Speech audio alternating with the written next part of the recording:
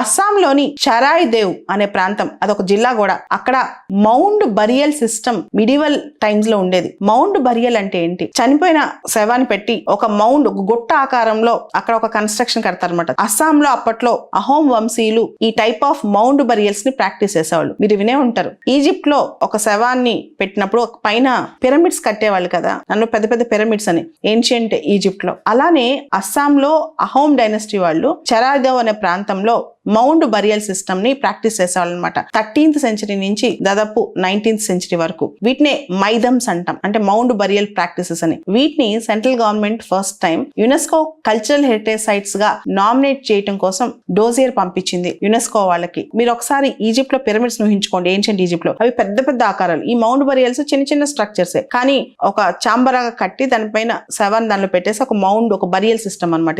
ఇది రాజవంశీయుల కోసం స్పెషల్ గా చేస్తారనమాట.